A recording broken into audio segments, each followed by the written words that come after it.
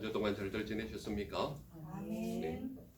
우리는 날마다 예수 그리스도를 믿는 믿음으로 좋은 날이 되시기를 바랍니다. 아멘. 그래서 오늘도 주님 안에서 거룩한 날을 보내지만 승리하는 우리 모두의 삶이 되시기를 바랍니다. 아멘. 오늘이 예수님께서 십자가에 못 박히기 전 주일날 예루살렘 성에 입성하신 날입니다. 그 입성하신 날인데 많은 사람들이 종려나무 가지를 들고 호산나 호산나 부르면서 유대의 왕을 반가이 맞이했던 그 날이 바로 오늘 예루살렘 성에 입성하신 그 날입니다. 저도 예루살렘 성 입성에 대한 설교를 할까 하다가 우리 교회 교인들이 그동안 고난에 대한 설교를 거의 못 들었습니다. 이유는 여러분들이 잘 아시리라 믿습니다. 고난 주간이 시작되는 것은 오늘은 예수님께서 예루살렘 성 입성하는 날이고 고난 주간이 시작되는 것은 내일부터입니다. 그래서 금요일 날 십자가에 돌아가시는 그 십자가에 못 박힌 날인데 목요일 날 제자들을 모으고 전체 제자들의 발을 씻기면서 예수님이 섬기는 모습을 마지막으로 보여주셨지요. 고난은 월요일부터 시작되는 이 주간이 고난 주간인데 오늘 마태복음 26장 67절에 보면 예수님의 고난 당하시는 그 아주 일부분의 모습이 나와 있는 것입니다. 많은 오늘을 살아가는 사람들이나 또는 앞으로 살아갈 모든 사람들의 삶의 모습 속에는 무엇이 있는가 하면 사람들은 일단 고난을 당하면 견디기 힘들어하는 것이 사람들의 모습입니다. 왜 그렇게 고난을 당하면 견디기 힘들어하는가 하면 그 고난을 당하는 당사자는 어떤 생각이 있는가 하면 이 고난이 꼭 나만 당하는 것 같은 거예요. 그래서 많은 사람들이 고난을 당할 때에 어떤 마음으로 당하느냐 하면은 대부분이 물론 그렇지 않은 사람도 있겠지만 나만 이 고난을 당하는 것 같은 느낌이 있는 겁니다. 그래서 사람들은 고난을 당하는 그런 모습이 자기 삶 속에 나타나면 나만 당하는 것 같기 때문에 이 고난을 견디기가 힘들어하는 그런 모습을 볼 수가 있습니다. 그리고 고난 당하는 당사자들 대부분 하는 말이 왜 하필 나에게 이런 일이? 라는 생각을 하고 있다 이 말입니다. 다른 사람들 잘 사는 사람들이나 풍요하게 누리는 사람이거나 또는 복받는 가정들을 보면은 뭔가 모르게 나와는 다르게 행복한 삶을 누리고 있는 그들의 모습을 본다 이 말입니다. 그렇기 때문에 고난 당하는 사람들은 한결같이 하는 말이 왜 하필 나에게 이런 일이? 이런 생각을 한다 이 말입니다. 그래서 고난 당하는 사람들은 견디기가 몹시 힘들어하는 그들의 모습을 볼 수가 있습니다. 또한 고난을 당하는 사람들은 어떤 마음을 가지고 있는가 하면 다른 사람의 시선이 나를 향하여 있다고 생각하기 때문에 그 고난이 견디기 힘든 것입니다. 더군다나 우리나라 같은 경우는 체면 문화의 나라가 여전히 남아있기 때문에 내가 어떤 고난을 당하면 저 사람은 고난 당할 일이 있었기 때문에 저렇게 당할 것이다 라는 생각과 고난을 당하는 당사자는 수많은 사람들의 시선이 따가운 거예요. 이게 우리나라 체면 문화 속에서 나타나는 어떤 단점이기도 하고 많은 사람들을 힘들게 하는 어떤 단면이기도 한 것입니다. 그래서 고난당하는 사람은 한결같이 느끼는 것이 다른 사람의 시선이 나를 향하여 있다고 생각하기 때문에 고난 당하는 당사자는 몹시 견디기가 힘들어하는 그들의 모습을 볼 수 있다 이 말입니다. 그런데 오늘 우리가 읽은 이 본문 말씀 속에는 예수님이 당하신 고난의 아주 일부분이 우리에게 드러나고 있다 이 말입니다. 그래서 한 절이지만 여기에서 나타나는 것은 예수님이 고난 당하셨다 이 모습이 보여지는 겁니다. 그렇다면 어떠한 모습으로 고난을 당하신 모습이 나타나는가 하면 첫 번째로 나타나는 관점이 예수님의 얼굴에 침 뱉었다라는 고난입니다. 여러분들 요즘도 가끔 신문지상에 사람의 얼굴에 침 뱉었다라는 내용이 가끔 나오는데 주로 어떤 때 나옵니까?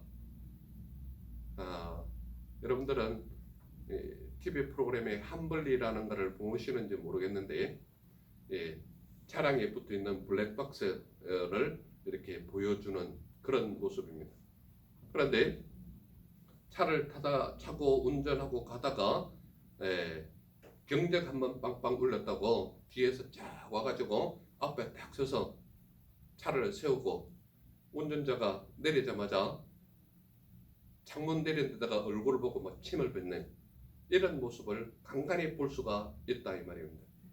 물론 아주 좀 그분도 얼마나 답답했으면 또는 뭐 피지 못할 급한 위급상황이 생겼다든지 이런 정도가 있었는지는 모르겠지만 그런 모습 자체가 무엇을 말합니까? 내 마음속에 참을 수 없는 울분이 엉뚱한 다른 모습으로 나타났다라고 볼 수 있는 거죠. 그런데 예수님의 얼굴에 침을 뱉었다 이 말은요 엄청난 충격이기도 하고 그 당시의 사람들이 예수님을 어떻게 취급했느냐에 대한 모습도 이것을 보면 그대로 드러나고 있다 이 말입니다. 여기에 나오는 침을 뱉었다라는 말이 성경 원어로 보면 엠프티오라는 말인데 엠프티오라는 말은 무엇에 침을 뱉다 이 말입니다.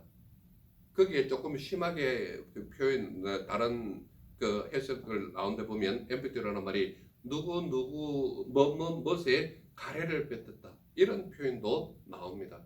그러니까 여러분들 여기서 보면 예수님의 얼굴에 침 뱉었다라는 말이 마가복음 10장 34절에 나와 있고 마가복음 14장 65절에도 나와 있고 또 우리가 앞으로 접할 누가복음 18장 32절에도 나와 있습니다. 그렇다면 침을 뱉었다라는 내용이 신약에만 나와 있냐? 구약에도 나와 있습니다. 구약에도 보면 신명기 25장 9절에 보면 바로 그 여러 가지 다툼 속에서 침을 뱉었다 이런 내용들이 나오는 것입니다. 그런데요 여러분들 잘 보시기 바랍니다.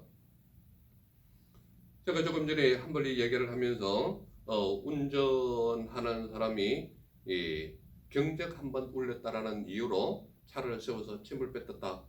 여러분들 그 침을 뱉음을 당한 사람의 모습으로 여러분들 한번 생각해 보시기 바랍니다. 여러분들이 운전자라면 여러분들의 얼굴에 침 뱉었을 때 어떤 느낌이겠습니까? 아 이거는 내가 견딜 만하다 이런 느낌입니까? 아니면 모욕감이 엄청나게 듭니까? 이거는 물을 필요가 없는 질문이에요. 사실은 내 얼굴에 누군가가 침을 뱉었다고 생각해 보세요. 아무리 성인군자라 할지라도 자기 얼굴에 침을 뱉었을 때 그냥 가만히 있을 수 있는 사람은 거의 없습니다. 그런데 예수님은 얼굴에 침 뱉었다라는 이 사건에 대해서 다른 누구에게 해꾸질을 했거나 욕을 했거나 이런 모습은 단 한 군데도 나와 있지 않습니다. 왜 그랬습니까? 수많은 제자들과 따르는 사람들 앞에 본인의 모습이 어떠한 모습으로 이 땅에 오셨다라는 것을 분명히 알리기 위해서 자기 얼굴에 침 뱉었음에도 불구하고 여러분들 자기 얼굴에 침 뱉었다는 것은요 분별이 뛰어난 현자라 할지라도 참을 수 없는 모욕감이 침 뱉음입니다. 그런데 성경에서 나타나는 엠프티오라는 말을 분명히 나타내고 있다는 것은 무엇에 침을 뱉었다, 어디에 칼을 뱉었다, 이 말은 그 당시 사람들의 마음속에 느낄 수 있는 최고의 분노, 느낄 수 있는 최고의 모욕감이 그 얼굴에 침을 뱉었다는 얘기입니다. 그렇기 때문에 누구누구의 얼굴을 침을 뱉었다라는 것은 그 당시는 수많은 족속들이 있었고 자기 믿음의 분량으로서 12족속들이 있었고 이렇기 때문에 어느 누군가가 얼굴에 침을 뱉었다면 이거는 전쟁 일으킬 사건인 것입니다. 왜 그런지 아십니까? 얼굴은 그 사람의 대표성을 가지고 있거든요. 얼굴은 그 사람의 인격 전체를 나타내고 있거든요. 그렇기 때문에 침을 뱉었다라는 사건 자체는 그 사람 자체의 존재를 무시하거나 모욕감을 주거나 너 같은 것은 나에게는 아무것도 아니라는 개념으로 나타낼 때에 침을 뱉었다라는 표현이 나오는 겁니다. 그러므로 예수님께서 고난 당하신 첫 번째 징표가 무엇이냐면 예수님의 얼굴을 침을 뱉었다는 얘기입니다. 그러므로 마가복음에 나와 있는 말씀과 누가복음에 나와 있는 말씀 또는 신명기에 나와 있는 모든 말씀에 대해서 침을 뱉었다는 가장 대표적인 것은 그 사람의 존재의 모멸감, 그 사람의 모습 자체를 인정하지 않는 모습, 또한 그 존재 자체를 발에 묻은 먼지만큼도 못 여겼던 그런 모습으로 나타날 때 침 뱉었다라는 모습을 보게 되는 것입니다. 오늘도 많은 잘못된 생각을 가지고 있거나 좀 못된 행실을 본다는 사람은 길거리에서도 예사로 침 뱉는 사람이 있습니다. 왜 그렇습니까? 자기 존재 자체를 드러내려고 하는 거예요. 요즘 중고등학생들 가끔 이렇게 지나다니다 보면 담배 피우는 애들이 구석구석에서 보는데 아주 나쁜 모습으로 침을 길거리에 내뱉는 거예요. 그 무엇을 나타냅니까? 나 같은 존재, 쉽게 얘기하면 나 담배 피울 수 있는 능력이 있어, 이런 모습을 보이는 것이거든요.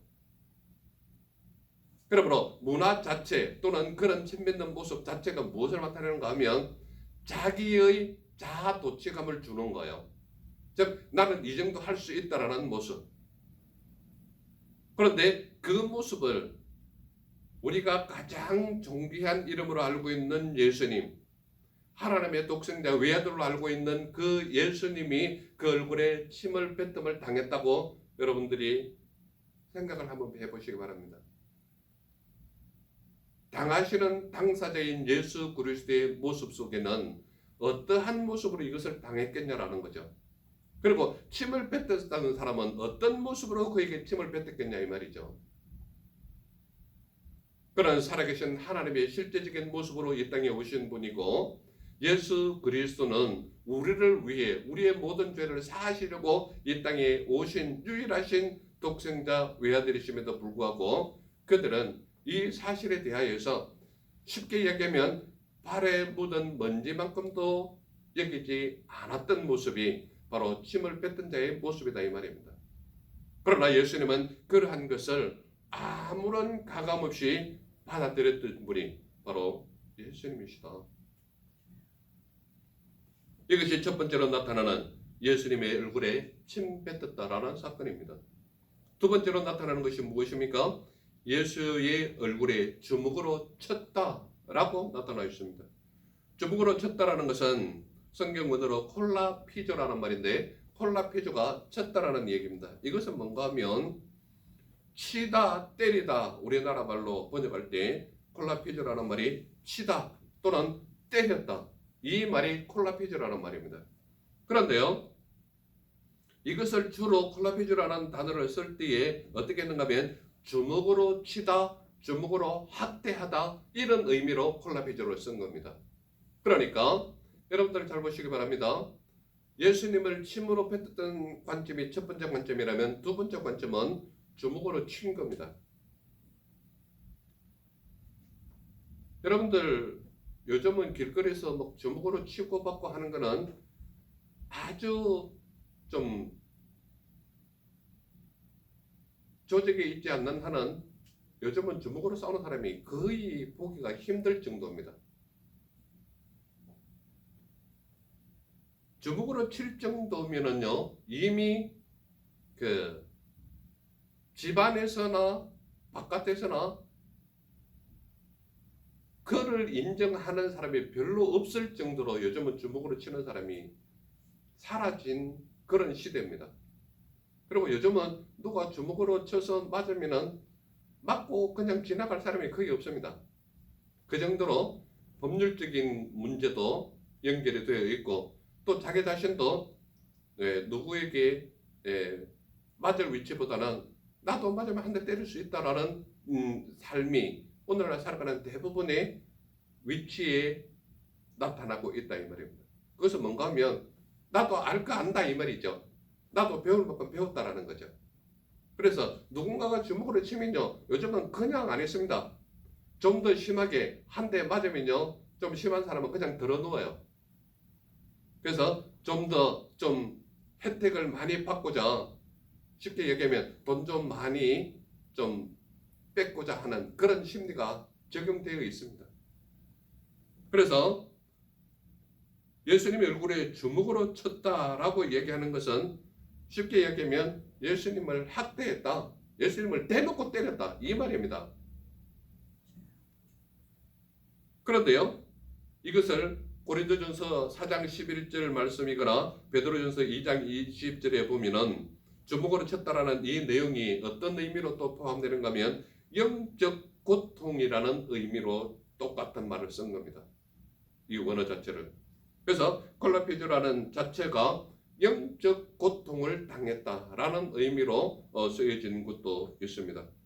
또한 베드로전서 2장 20절에서 21절 말씀에 보면 그리스도의 순환을 반영하는 모습으로 이 단어를 쓰게 되어 있습니다.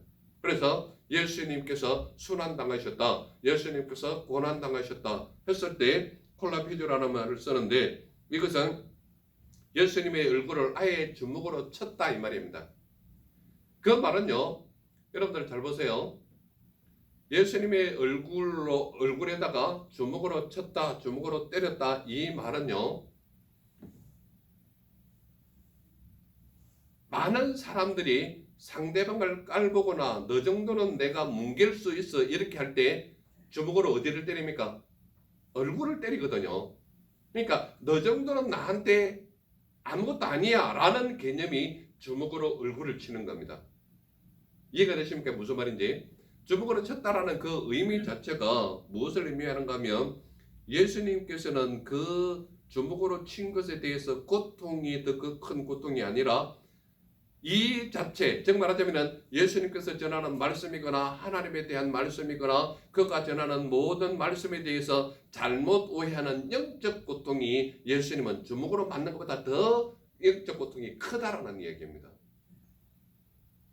그런 의미에서 볼 때에 예수님의 얼굴에 주먹으로 쳤다라는 개념은 예수님이 전하는 말씀, 하나님 나라에 대한 복음을 전하는 것, 하나님께서 전하신 그 모든 말씀, 이 모든 말씀은 무엇을 위한 말씀인가 하면 죄인들을 살리려고 하는 말씀, 거기에 있는 수많은 사람들, 즉 예수님을 핍박하고 매로 치고 하는 그 수많은 사람들에게 무엇을 전하려고 했는가 하면 내가 온 목적은 너희를 살리려고, 너희에게 생명을 주려고, 너희를 천국으로 이끌려고 오신 분의 말씀이었거든요. 그러한 말씀을 쉽게 얘기해서 주먹으로 치고 학대했다라는 개념은 너 같은 그런 이론이나 사상은 우리에게 필요 없다라는 개념입니다. 이해가 되십니까? 무슨 말인지? 그렇기 때문에 예수님께서 이 땅에 오신 참 의미를 전혀 알지 못하는 그들은 예수님을 알기를 자기 주먹 한 주먹거리밖에 되지 않는 왜소한 덩치의 예수님만 보인 겁니다. 그러므로 내면적인 그의 말씀이 우리를 살리려고 한다는 그런 개념보다는 너 정도는 한 주먹거리도 안 돼 그러고 주먹으로 때린 자의 모습이 바로 그들의 모습이었다라는 겁니다. 그러므로 예수 그리스도를 알지 못하는 세상적인 사람이거나 믿음이 없는 사람이거나 믿음이 연약한 사람이거나 그런 사람에게 이런 말씀을 전하는 것은 나는 이런 종교 필요 없다 그러고 나갈 사람이라는 얘기입니다. 그러므로 예수님의 고난이라는 그 자체는 무엇을 의미하는가 하면 내가 당할 고난을 예수님께서 당하셨다는 의미가 말씀의 전반적인 의미인데, 예수님을 괴롭히는 대상은 누군가 하면 예수님이 누군지를 모르는 거예요. 그렇기 때문에 말씀도 우습게 여기고 그 등치 왜소한 예수 그리스도는 내가 멱살을 잡고 한 주먹거리도 안 되는 그런 정도의 모습으로만 보인다는 얘기입니다. 그렇기 때문에 예수님 자체를 우습게 여기고 있고, 예수님 자체를 우습게 여기기 때문에 주먹으로 한 대 때려서 눕혀버릴 정도의 마음이 바로 주먹으로 때리는 고난이라는 얘기입니다. 그러나 내면적인 예수 그리스도의 의미는 무엇인가 하면, 주먹으로 맞아서 아픈 것보다는 내가 전하는 하나님의 말씀이 그들에게 온전히 전하지 못하는 이 영적 고통이 너무나도 큰 거예요. 그래서 다른 고린도전서나 베드로전서에 나타나는 말씀은 영적 고통이라는 의미로 이 똑같은 콜라비조라는 말을 썼다는 얘기입니다. 또한 다른 곳에서는 그리스도의 순환을 나타내는 모습으로 베드로전서 2장 20절에서 21절 사이에 그 순환이라는 의미로 이 단어를 썼다는 얘기입니다. 오늘도 수많은 사람들은 예수 그리스도에 대한 온전한 은혜와 예수 그리스도의 사랑이라는 그 자체의 의미를 모르고 우리를 죄에서 구원하시려고 오셨다라는 그분의 내용을 알지 못한다면 예수 그리스도 자체는 아주 우습게 얘기하는 거죠. 믿음이 연약한 자는 말씀 자체를 이해하지 못하기 때문에 이런 종교는 나는 필요 없다라고 생각하는 거죠. 그렇기 때문에 예수님의 얼굴에 침을 뱉을 수도 있고 예수님의 멱살 잡고 주먹으로 때릴 수도 있는 거죠. 그러니 그들의 삶 자체는 겉모습으로 보이는 예수 그리스도의 왜소함과 수많은 사람들이 잘못 이해하고 있는 종교 지도자들의 기독권적인 그런 모습으로 본다면 예수 그리스도는 신성모독하는 자가 되는 것이고, 미친놈이라고 소리 듣는 자가 예수님의 모습이고, 한 주먹거리도 안 되는 자를 주먹으로 때리는 자는 덩치 자체의 왜소함만 보고 멱살 잡고 한 대 때려버리는 이런 모습이 그 당시에 예수님께서 고난당하신 모습이었다 이 말입니다. 세 번째로 나타나는 관점이 어떤 관점입니까? 세 번째로 나타나는 관점이 바로 어떤 관점이냐? 어떤 사람은 손바닥으로 때렸다고 말합니다. 손바닥으로 때렸다. 손바닥으로 때렸다는 이 성경으로는 라피조라는 말인데, 라피조라는 말은 때리다, 치다 이런 말이 포함되어 있는 것이 라피조입니다. 그런데 예수님께서 우리에게 마태복음 53장 9절에서 뭐라고 가르치는가 하면, 누가 네 오른편 뺨을 때리거든 네 왼편도 돌려대라, 이렇게 가르치는 겁니다. 여러분들 잘 보세요. 제가 지난번에도 이 내용 가지고 설교했을 때 제가 이런 말씀을 드렸습니다. 제가 이스라엘 사람들은 성경적인 가르침에 늘 젖어 있는 사람들이기 때문에 항상 일상생활할 때 쓰여지는 손은 오른손입니다. 오른손이에요. 제가 늘 설교할 때 말씀드렸죠. 예수님은 하나님의 오른편에 앉아 계신다. 우리도 이 땅에서 하나님의 부르심을 받으면 예수님의 오른편에 가 있다.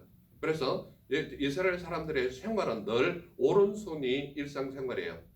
그런데요, 여러분들 잘 보시기 바랍니다. 제가 지난번에 똑같은 내용 설교했을 때 이와 같은 비유를 또 했었습니다. 어떤 비유인가 하면, 여러분들 제가 오른손으로 여러분들 뺨을 때린다고 생각해 보세요. 여러분들이 맞는 손은 왼쪽입니까? 오른쪽입니까? 제가 오른손으로 이렇게 때렸어요. 여러분들이 맞는 뺨은 왼쪽입니까? 오른쪽입니까? 제가 이쪽으로 때리면 사모님은 왼쪽입니다. 왼쪽 편. 맞습니까? 그렇죠? 그런데요,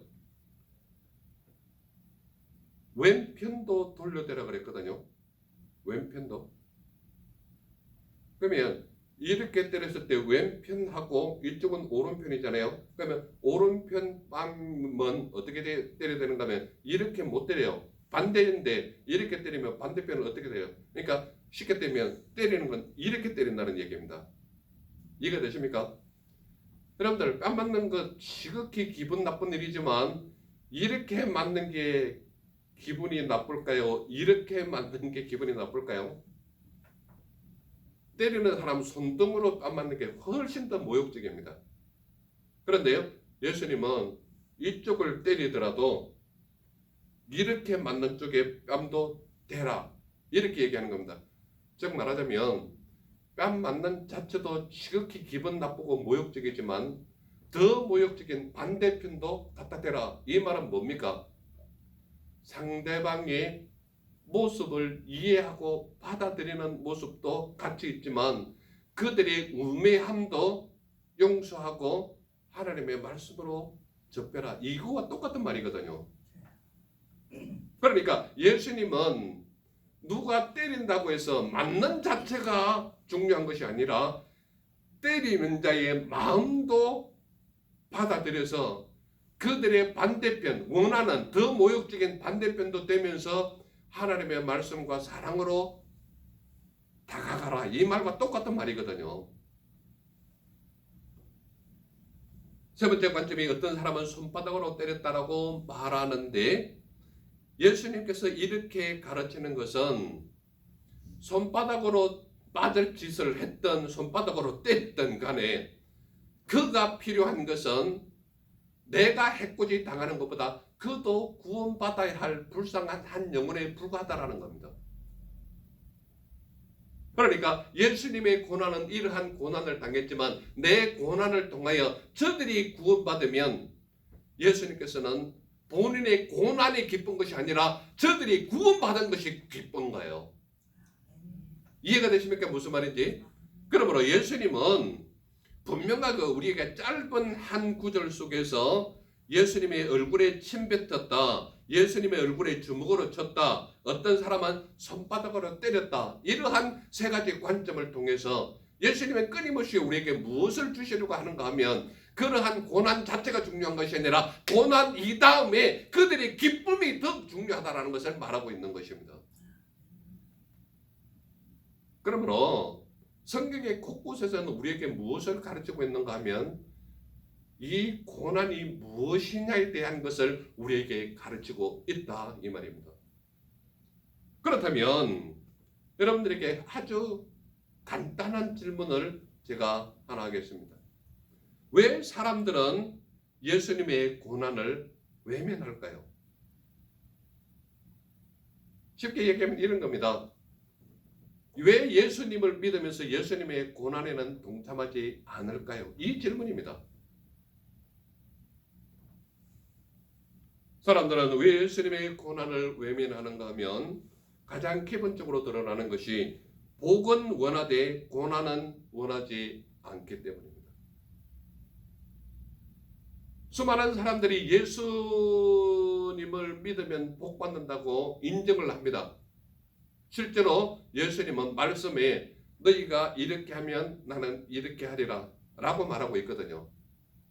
그 가장 대표적인 것이 제가 지난주에도 한번 말씀드렸지만 너희는 그의 나라와 그의 의를 구하라. 그리하면 이 모든 것을 너희에게 더하여 주시리라. 이 말씀을 하고 있거든요.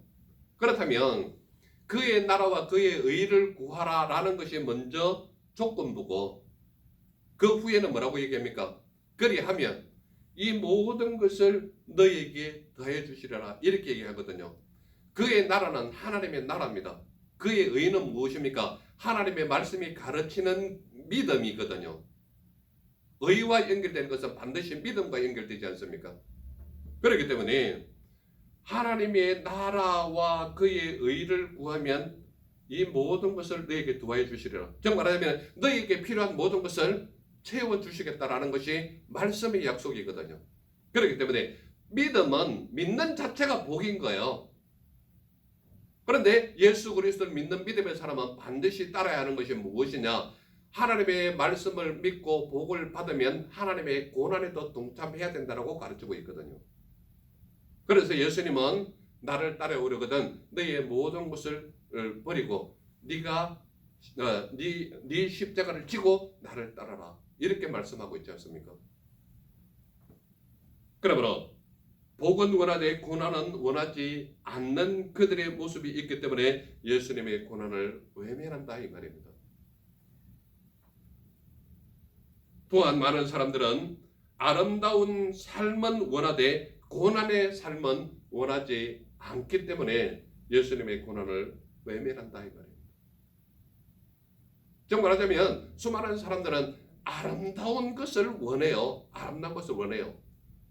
그런데 정작 아름다운 삶 자체는 원하는데 고난의 삶은 원하지를 않는 거예요. 사람들은 왜 예수님의 고난을 외면하는가 하면 달콤한 열매는 원하되 쓴 나무는 원하지 않기 때문에 그렇다 이 말입니다. 6월절을 건너온 수많은 생명들에게 우리에게 말씀하는 게 있지 않습니까? 분명하게 그들에게 어떤 일정한 기간을 통해서 이 날은 누룩 없는 빵과 썬 나무를 먹으라 하는 기간이 있죠. 그것은 무엇을 이야기하는 겁니까? 너희들이 갇혀 있을 때에 너희가 죽었던 자의 모습처럼 살아가고 있을 때에 하나님이 너희를 구하신 그것을 기념하기 위한 날이 바로 썬 나무를 먹고 누룩 없는 빵을 먹는 그런 날을 정해주시지 않았습니까? 우리의 삶도 마찬가지입니다. 달콤한 열매는 원하나 썬 나무를 원하지 않기 때문에 예수 그리스도의 고난을 외면한다 이 말입니다. 그러나 예수님은 우리에게 어떻게 오셨는가 하면 예수님은 우리를 위해 친히 고난 당하시러 오신 분이 우리 예수님이시다 이 말입니다. 예수님은 우리가 받아야 할 침뱉음을 친히 그의 얼굴로 받으신 분이 우리 예수님이십니다. 예수님의 얼굴은 모든 영광의 광채로 나타나는 대표적인 얼굴의 모습이 예수님의 얼굴이십니다. 그런데 그 얼굴에 침을 뱉었다는 것은 그가 누구인지를 알지 못하는 거예요. 그러나 예수님은 분명히 우리가 받아야 할 침뱉음을 친히 그의 얼굴로 받아내신 분이 우리 예수님이십니다. 또한 예수님은 우리의 얼굴을 쳐야 함에도 스스로 얼굴을 맞으신 분이 우리 예수님이십니다. 우리가 뺨을 맞아도 우리가 맞아야 할 죄인임에도 불구하고 우리가 맞아야 하는, 즉 말하자면 우리의 얼굴을 맞아야 함에도 불구하고 스스로 자신의 얼굴을 내밀어서 맞으신 분이 우리 예수님이시다 이 말입니다. 또한 예수님은 우리를 대신하여 스스로 손바닥으로 고난 당하신 분이 우리 예수님이시다 이 말입니다. 그러므로 우리가 받아야 할 모든 얼굴을 대표하는 것은 이미 예수님이 다 받으신 거예요. 여러분들 좀 속된 말이지만 여러분들이 가장 부끄러움을 당하거나 모욕감을 당하거나 또는 부끄러운 그런 일을 당했을 때 제일 먼저 하는 말이 뭐예요? 중고등학생들이 제일 많이 쓰는 단어인데 아이 쪽팔려 그러죠. 여러분들의 쪽은 여러분들의 얼굴입니다. 여러분들의 얼굴이 팔릴 만하거나 여러분들이 모욕감을 받을 만하거나 침뱉음을 당해야 하는 그 모든 일은 이미 예수님께서 다 고난으로 받으신 분이에요. 그러므로 그 예수님은 우리의 모든 것을 수용하고 고난 당하셨기 때문에 여러분들은 믿음의 사람으로서 어떠한 삶을 살아야 하느냐? 믿음의 사람은 믿음으로 고난을 감당하는 삶이 우리의 삶이 되어야 된다. 이 말씀을 하고 있는 것입니다. 그렇기 때문에 믿음으로 고난을 감당하는 자의 삶은 바로 어떤 것인가 하면 고난은 고난이 아님을 믿고 사는 삶이 우리의 삶이 되어야 된다 이 말입니다. 예수님은 수많은 곳에서 고난을 당하는 자에게 무엇을 주겠다라는 말씀을 꼭 하셨거든요. 그렇기 때문에 예수님은 우리 믿는 믿음의 사람에게 어떻게 살아라고 말씀하느냐? 고난은 고난이 아님을 믿는 삶이 너희의 삶이 되어라. 이 말을 하고 있는 겁니다.